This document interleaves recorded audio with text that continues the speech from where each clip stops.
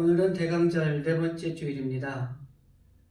계속해서 말씀을 드리고 있지만은 대강절은 성탄의 주님이 이 땅에 오신 그 예수님을 맞이하기 위해서 예수님 맞을 준비를 하는 기간을 대강절로 지키고 있습니다.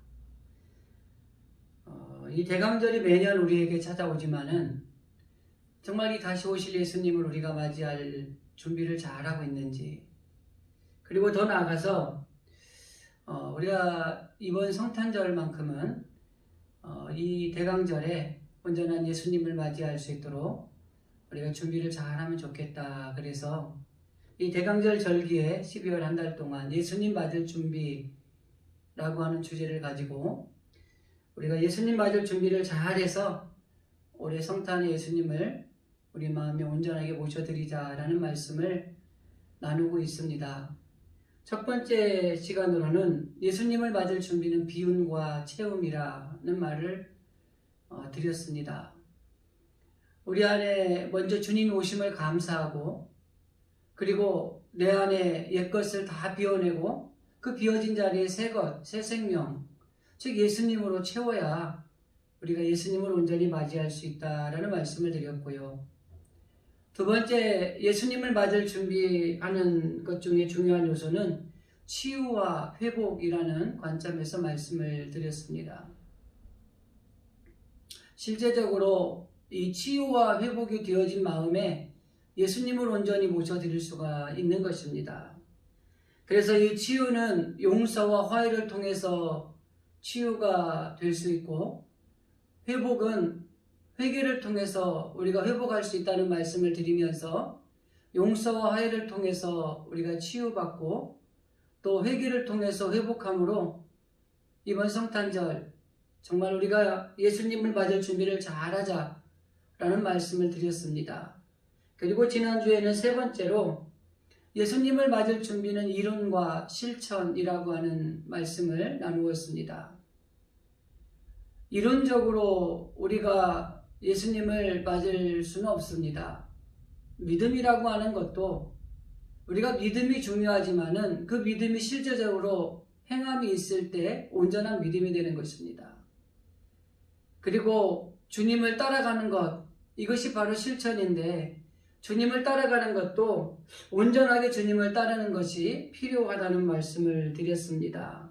그래서 이론으로 예수님을 준비하는 것이 아니라, 맞을 준비를 하는 것이 아니라 실전을 통해서 예수님을 맞을 준비를 해야 된다라는 말씀을 드렸습니다.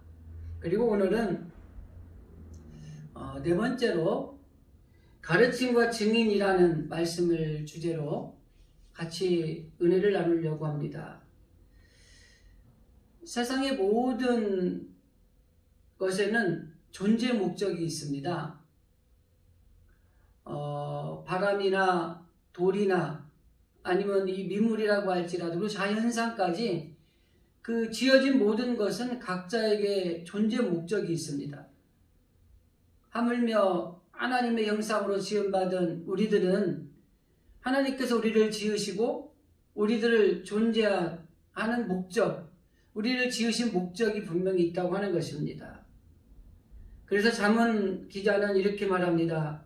잠언 16장 4절 말씀에 보면 여호와께서 온갖 모든 것을 그 쓰임에 적당하게 지으셨나니 악인도 악한 날에 적당하게 하셨느니라. 하나님이 지으신 모든 것에는 각각에 따라 존재 목적이 있다고 하는 것입니다. 그렇다면 우리가 하나님이 정말 우리의 지음받은 저와 여러분이 하나님 우리를 어떤 역할을 하라고, 어떤 목적을 가지고 우리를 지으시고 하나님의 자녀 삼으시고 이 땅에 보내주셨는가, 이거를 우리가 분명히 의식하는 것이 매우 중요하다고 하는 것입니다. 존재할 목적과 역할이 있다는 것은 좀 몇 가지 의미를 가지고 있는 것을 알 수 있습니다. 첫째는 그 목적을 주신 분이 있다는 것입니다. 그분이 우리를 관리하시고 우리가 행한 일에 대해서 분명히 평가하고 또 판단하시고, 더 나아가서 이 존재하는 목적이 있고 주어진 일이 있다는 것은 반드시 때가 되면 결산할 때가 있다고 하는 것입니다. 그래서 우리 예수님의 오심을 생각하는 이 대강절 네 번째 주일에는 이 그리스도의 존재와 목적 그리고 그리스도의 역할에 대해서 좀 말씀을 나누려고 합니다. 사실 실제적으로 보면 존재 목적이나 역할이 수도 없이 많이 있죠. 그래서 오늘은 말씀을 중심으로 해서 예수 그리스도의 증인이 되는 것과 가르치는 것이라는 관점에서 우리가 어떤 존재 목적을 가지고 그리고 어떤 역할을 또 해야 되는 것인가를 좀 말씀을 통해서 은혜를 나누고자 합니다. 예수님께서 마가복음 1장 37절에서 예수님이 이 땅에 오신 목적을 말씀하십니다. 마가복음 1장 37절 말씀에 보면 우리가 다른 가까운 마을들로 가자. 거기서도 전도하리니 내가 이를 위하여 왔노라. 예수님이 이 땅에 오신 목적은 복음을 전하기 위해서 왔다고 하는 것입니다. 즉 하나님의 증인으로서 이 땅에 오셨다고 하는 것입니다. 그리고 예수님이 공생의 사역을 하시면서 이 땅에 오셔서 하신 사역을 이렇게 요약한 말씀이 마태복음에 있는데 그 말씀을 보면은 예수님이 이 땅에 오셔서 하신 일들이 어떤 것인가를 우리가 알 수 있습니다. 마태복음 4장 23절 말씀을 보면 예수께서 온 갈릴리에 두루 다니사 그들이 회당에서 가르치시며 천국 복음을 전파하시며 백성 중에 모든 병과 모든 악한 것을 고치셨다. 이 말씀을 근거로 보면 예수님이 이 땅에 오셔서 하신 사역은 첫째는 가르치시는 사역, 두 번째는 병을 고치는 사역, 그리고 세 번째는 복음을 전파하는 증인의 삶을 사셨다고 하는 것입니다. 이 말씀이 복음서에 계속 반복적으로 기록이 되어져 있습니다. 반복적으로 하는 것은 그만큼 중요하다는 것이죠. 우리가 아이들을 양육할 때도 보면은 아이들에게 계속 반복적으로 이야기하는 것을 대부분 보면은 매우 중요하기 때문에 그렇게 반복하고 이야기하는 걸 우리가 알 수 있습니다. 마찬가지로 예수님께서도 예수님이 이 땅에 오셔서 하신 일이 매우 중요한 일이기 때문에 제자들에게도 그리고 예수님을 따르는 모든 사람들에게도 내가 이 땅에 와서 내가 존재하는 목적이 이러한 것들이다라는 것을 말씀하시고 계시는 것입니다. 그리고 사도 바울을 통해서도 분명하게 말씀하십니다. 오늘 본문의 디모데후서 4장 2절 말씀입니다. 너는 말씀을 전파하라. 때를 얻든지 못 얻든지 항상 힘쓰라. 범사에 오래 참음과 가르침으로 경책하며 경계하며 권하라. 이 말씀을 우리가 유추해 볼 때 예수님을 따르는 우리들은 철저하게 가르치고 증인이 되는 삶을 살아야 된다는 것을 인식해야 된다고 하는 것입니다. 그래서 하나님이 나에게 어떠한 존재 목적을 주셨는가를 깨닫고 그것을 가지고 인식하며 순종하고 실천하는 삶을 살아가는 것이 오늘날 예수님을 맞을 준비를 하는 저와 여러분이 가지고 있어야 될 중요한 요소라고 하는 것입니다. 그러면 본론적으로 예수님의 가르침을 받은 우리들, 아니 예수님의 제자들은 어떻게 증인의 삶을 살아갈 수 있었을까? 그리고 우리가 예수님의 가르침을 받은 하나님의 자녀들로서 증인의 삶을 살아가기 위해서는 어떠한 것이 있어야 되는가를 본론적으로 좀 살펴보기를 원합니다.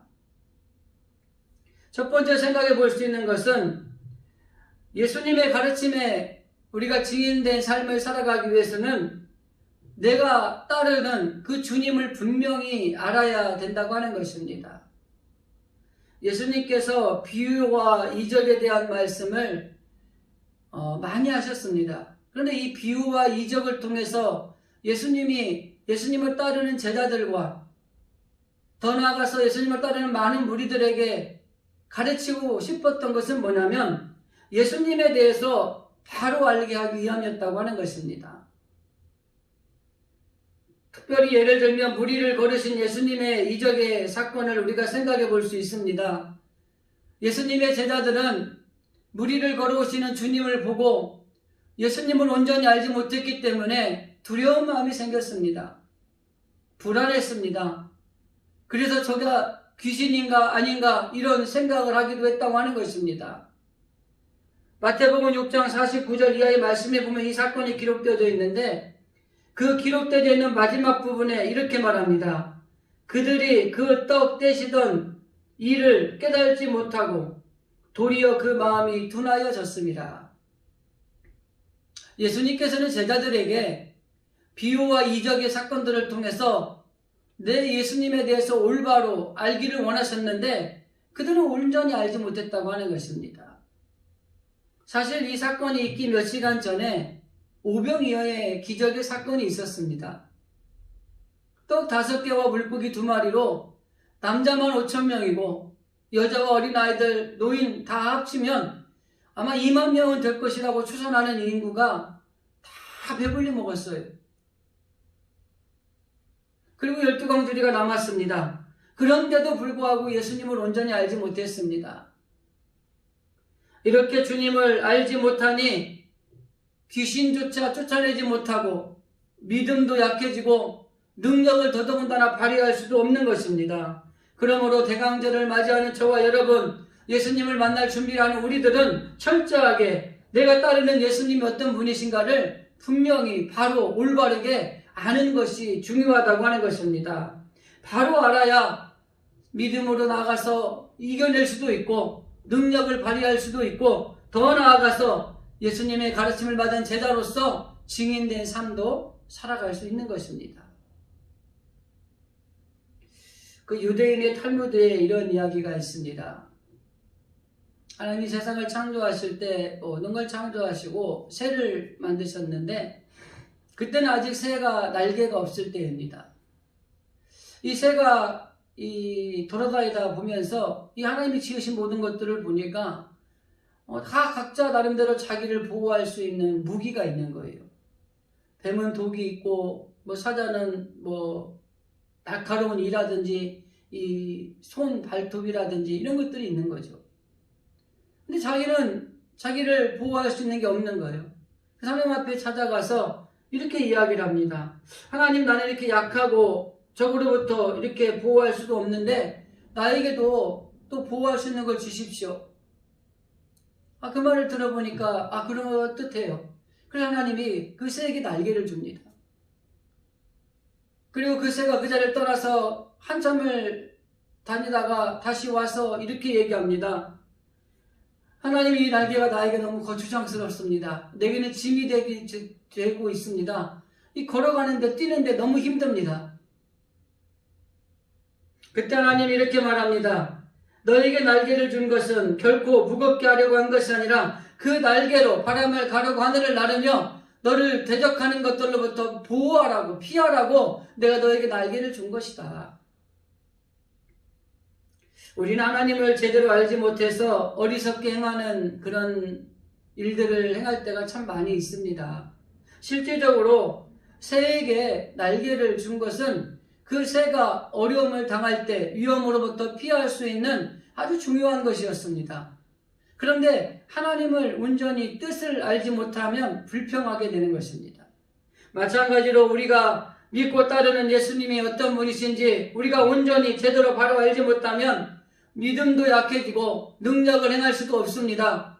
믿음이 있어야 능력을 발휘하며 세상의 모든 것들을 이겨낼 수 있는 것입니다. 그리고 결국에는 불평하게 된다고 하는 것입니다. 그래서 우리는 내가 따르는 예수님을 온전히 바로 알아야 됩니다. 하나님이 왜 나를 하나님의 자녀를 삼으셨을까? 그리고 하나님은 나에게 원하시는 것이 무엇일까? 이것을 온전히 아는 것이 너무나 중요하다고 하는 것입니다. 제자들이 예수님이 기도하러 올라간 사이에 이 귀신 들린 아이가 왔습니다. 그래서 예수님을 따라다니면서 그래도 보고 배운 것이 있어서 자기들이 이 귀신 들린 아이를, 귀신을 내쫓으려고 열심히 애를 썼어요. 막 기도도 하고 귀신아 나오라고 외치기도 하고 열심히 했는데 되지 않았습니다. 더 심해진 거예요. 그때 예수님이 마침 내려오셔서 그 문제를 잘 해결해 주셔서 그 아이에게서 귀신이 나오는 일이 있었습니다. 그리고 그 사건이 다 끝나고 나서 예수님한테 제자들이 물어봅니다. 예수님, 어찌하여 우리는 하지 못했습니까? 그때 예수님이 마태복음 17장 20절에서 이렇게 말씀하십니다. 이르시되 너희가 믿음이 작은 까닭이니라. 그리고 이렇게 말씀합니다. 진실로 너희에게 이르노니 만일 너희에게 믿음이 겨자씨 하나일 만한 믿음만 있어도 이 산을 향하여 저쪽으로 옮겨라 해도 옮겨질 것이다. 이렇게 말하고 있는 것입니다. 예수님을 제대로 알지 못하니까 우리 안에 믿음이 제대로 자라지 않는 것입니다. 그 믿음이 있어야 능력도 발휘하는 것인데 믿음이 작기 때문에 능력을 발휘할 수도 없는 것입니다. 그래서 우리는 철저하게 예수님을 제대로 알아야 된다고 하는 것입니다. 구약성경 호사에서도 하나님을 아는 것이 얼마나 중요한 것인가를 이렇게 말씀하고 있습니다. 나는 인애를 원하고 제사를 원하지 아니하고 번제보다 하나님을 아는 것을 원하느니라. 여러분, 인애가 얼마나 귀한 것입니까? 제사가 얼마나 소중한 것입니까? 그런데 그것들보다 너희들이 하나님을 아는 것이 더 중요하다. 호세아 선지자는 이렇게 말씀하고 있는 것입니다. 요한복음에도 보면은 예수님이 하나님에 대해서 얼마나 하나님을 아는 것이 중요한 것인가를 이렇게 말씀합니다. 영생은 곧 유일하신 참 하나님과 그가 보내신 자 예수 그리스도를 아는 것이니라. 예수님을 온전히 아는 것이 귀하다고 하는 것입니다. 예수님이 3년 동안 공생의 사역을 다 끝내고 난 다음에 제자들이 그때서 예수님을 이제 알겠다고 고백을 하는 내용이 있습니다. 요한복음 16장의 말씀에 보면 우리가 제자들입니다. 지금에야 주께서 모든 것을 아시고 또 사랑의 물음에 기다리지 아니하시는 줄을 아나이다. 이로써 하나님께로서 나오심을 우리가 믿사옵나이다. 예수께서 대답하시되 이제야 너희가 믿느냐. 여러분, 우리는 이 대강절을 보내면서 예수님에 대해서 온전히 잘 알고 있습니까? 예수님의 제자들이 예수님을 3년 동안 따라다녔지만은 예수님에 대해서 온전히 바로 알고 예수님에 대해서 믿음으로 고백하고 바로 예수님이 이런 분이신 것을 제가 이제 알았습니다라고 할 때는 공생의 말기였다고 하는 것입니다. 실제적으로 제자들은 예수님을 제대로 알지 못했다고 하는 것입니다. 그런데 예수님이 누구신가를 제대로 알고 그 제자들에게 성령의 충만한 역사가 일어났을 때 그리스도인은 믿음의 능력을 발휘하는 것입니다. 예수님의 제자들이 예수님이 누구신지를 공생의 말기에 알고 예수님이 십자가에 돌아가시고 난 뒤에 마가의 다락방에 모였어요. 그곳에 모여서 기도하는데 그곳에 성령이 충만한 역사가 일어났습니다. 그리고 나니까 이 제자들이 정말 믿음의 능력을 발휘하면서 복음을 전하기도 하고 고난받는 걸 두려워하지 아니하고 그리고 예수님의 복음을 전하면서 순교하는 놀라운 역사가 일어났다고 하는 것입니다. 그러므로 저와 여러분은 이 대강절에 예수님 맞을 준비를 하면서 정말 예수님이 어떤 분인가를 온전히 올바로 아는 것이 그 어느 것보다 중요하다고 하는 것입니다. 한번 우리 여러분의 마음속에 스스로 우리가 질문해 보시기 바랍니다. 나는 예수님을 온전하게 잘 알고 있는가? 두 번째로 예수님의 가르침을 받은 저와 여러분이 증인의 삶을 살아가는데 중요한 요소는 주님께서 내게 주신 사명에 대해서 분명히 알고 행해야 된다고 하는 것입니다. 하나님께서 예수님을 따르는 그 믿음의 자녀들에게 두 부류의 사명을 주셨습니다. 누구나 가지고 있는 공통 과제가 있고 또 한 가지는 개별적인 사명이 있습니다. 여기 개별적인 사명이라는 것은 하나님이 나에게 주신 재능이라든지 은사라든지 이걸 달란트라고 이야기를 합니다. 이 은사를 가지고 하나님과 주님과의 관계에서 내가 이것을 얼마만큼 찾아보고 그것을 실천하고 있는가, 이것이 바로 개별적인 사명을 감당하는가 그렇지 않는가가 결정이 되어지는 것입니다. 여러분, 마지막 때 주님은 분명히 심판하십니다. 그리고 올해 2020년을 살아가는 한 해를 결산할 12월 마지막 달에 주님은 올 한 해 우리가 어떻게 살았는가를 결산할 때가 온다고 하는 것입니다. 하나님은 저와 여러분에게 동일하게 결산을 원하신다고 하는 것입니다. 그렇기 때문에 하나님이 우리에게 주신 사명을 분명히 알아야 됩니다. 그 사명을 분명히 알아야 그 사명을 깨닫고 그 사명을 감당할 수가 있는 것입니다. 마태복음 25장의 달란트의 비유를 보면 하나님께서 이게 각자에게 주어진 달란트를 주고 떠나가십니다. 그리고 시간이 지나고 때가 됐을 때 다시 오셔서 결산하자고 말씀을 하십니다.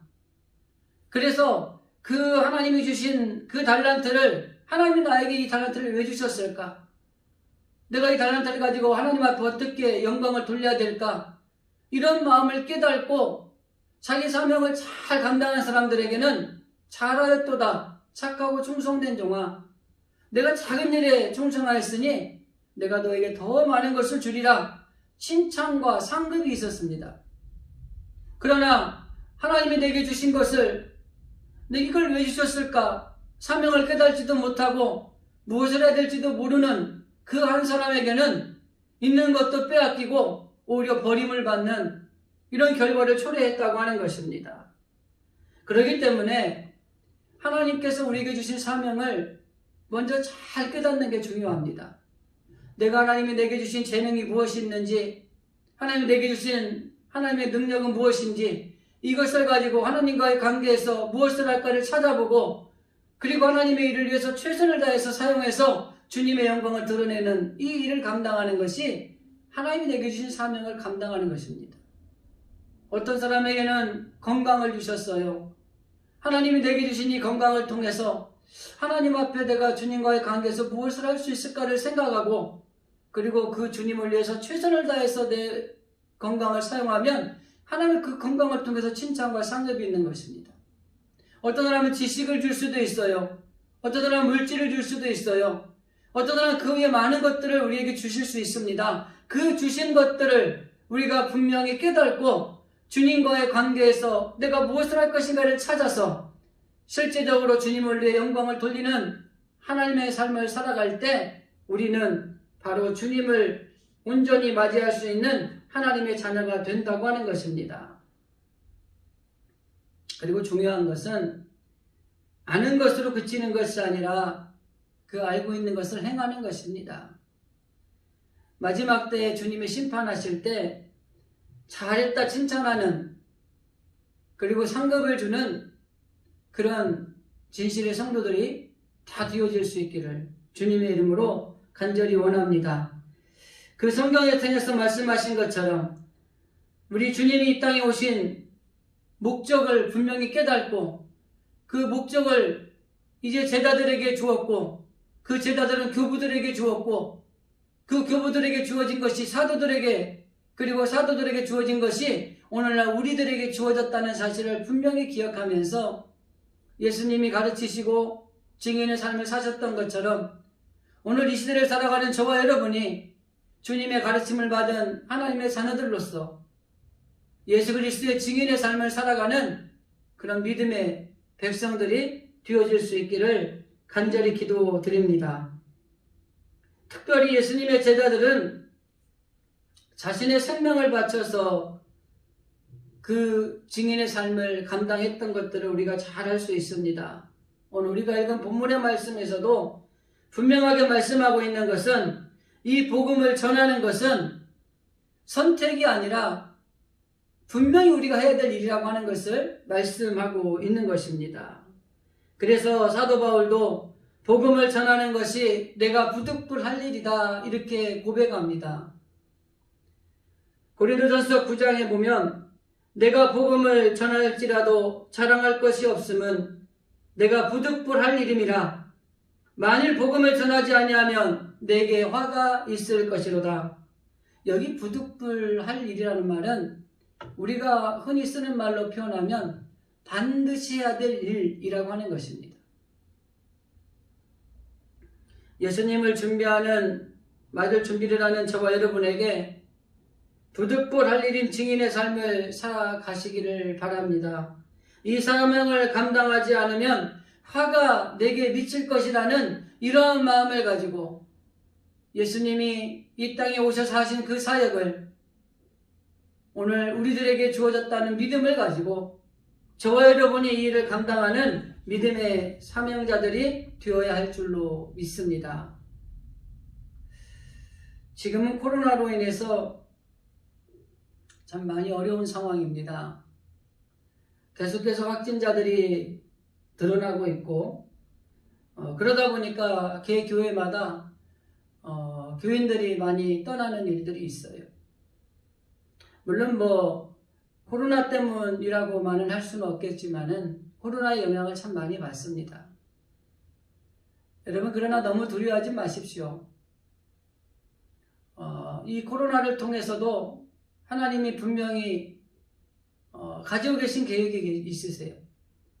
우리가 그 계획을 분명히 깨닫는다면 이것들로부터 우리가 자유할 수 있고 이겨낼 수 있는 것입니다. 전도는 더군다나 할 수도 없는 상황에 놓여져 있습니다.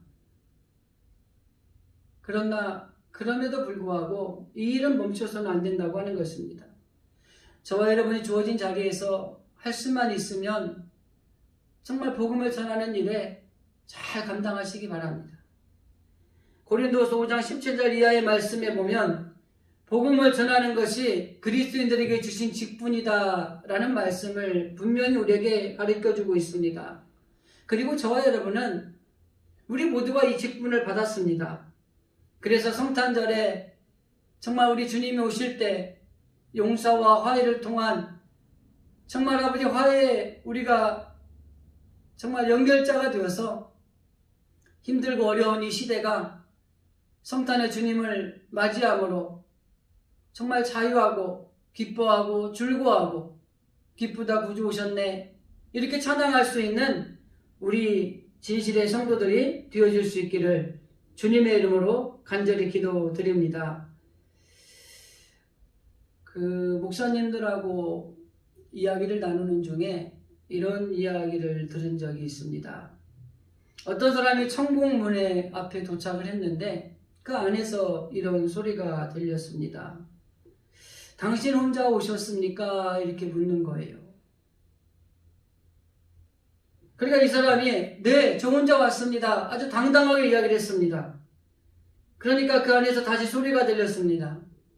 어떻게 혼자 올 수가 있습니까? 저와 여러분은 지금까지 몇 사람에게 복음을 전하였는지, 얼마나 많은 사람들에게 하나님이 나에게 주신 가르치신 말씀을 가르쳤는지, 참 이걸 우리가 좀 생각해 볼 필요성이 있는 것입니다. 그리스도인의 증인이 된다는 것은 바로 하나님이 내게 주신 것들을 이것을 알지 못하는 사람들에게 가르치는 증인의 삶을 살아가는 사명이 있는 것입니다. 이번 성탄절에는 예수님을 온전히 만남으로 예수님이 우리를 화목해 하시고 사랑하셔서 정말 기쁘다 구주 오셨다고 이렇게 고백하는 찬양을 드리는 우리 모든 성도들이 될 수 있도록 저와 여러분이 주어진 자리에서 복음을 증거하는 일에, 증인의 삶을 살아가는 일에 게으르지 않는 삶을 살아가실 수 있기를 바랍니다. 증인은 생활 속에서 열매로 나타나야 되는 것입니다. 예전에는 말로만 복음을 전해도 많은 사람들이 죽게 돌아왔어요. 근데 지금은 본을 보이지 않으면 너나 잘하라고 오히려 핀잔을 듣는 경우가 복음을 전하다가 참 많이 있는 것을 보게 됩니다. 그렇기 때문에 우리는 철저하게 본을 보이는 삶을 살아야 됩니다. 예수님이 이 땅에 오셔서 그러셨던 것처럼 21세기를 살아가는 저와 여러분이 그리스도인으로서 신앙생활을 하면서 주어진 세상의 많은 사람들에게 그리고 삶 속에서 본을 보이는 삶을 살아가는 것이 너무나 귀하고 중요하다고 하는 것입니다. 그러나 이 복음을 전하는 일에 힘들고 어려운 지금의 시대를 생각하면서 그래도 하나님 이 시기에도 우리가 복음을 전할 수 있게 해달라고 기도하는 우리들이 되어야 될 것입니다. 말씀을 정리하겠습니다. 나를 구원하신 예수님이 이 땅에 오신 이 행복한 계절에 우리가 주님을 다시 우리 마음에 모셔드릴 수 있도록 여러분 하나님을 아는 일에 힘쓰시기 바랍니다. 내가 알고 있는 하나님, 내가 알고 있는 주님이 온전히 바로 알고 있는가? 이것은 주님을 맞이하는데 매우 중요한 요소입니다. 그리고 예수님께서 생명을 주신 복음을 전하는 증인의 삶을 살아가기 위해서 결단할 수 있기를 바랍니다. 예수님의 가르치심에 은혜를 입은 우리들이 그 예수님이 가르쳐 주신 것들을 가지고 우리가 다시 증인의 삶을 살아가며 복음을 전하고 가르치는 일을 행하는 것이 바로 주님이 우리를 통해서 원하시는 귀한 일이라고 하는 것입니다.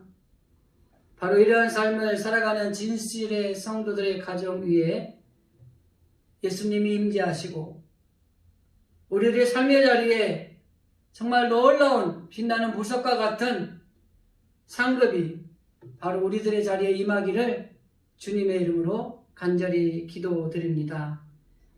이제 며칠 있으면 성탄에 예수님을 맞이하게 됩니다.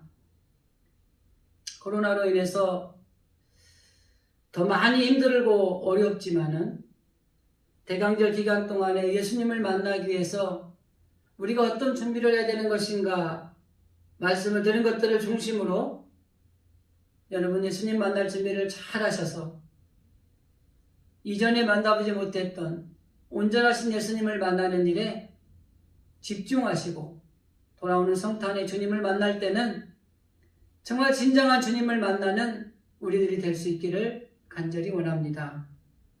대강절 기간에 예수님을 만날 준비라는 주제로 말씀을 나누었습니다. 예수님을 만날 준비를 하는데 중요한 요소는 비움과 채움, 치유와 회복, 이론과 실천, 가르침과 증인이라는 말씀으로 은혜를 나누었습니다. 바로 이런 것들 여러분 잘 준비해서 올해 성탄절에 정말 이 순종하고 실천함으로 진정한 예수님을 만나는 우리 진실의 모든 성도들이 다 되어질 수 있기를 주님의 이름으로 간절히 기도드립니다.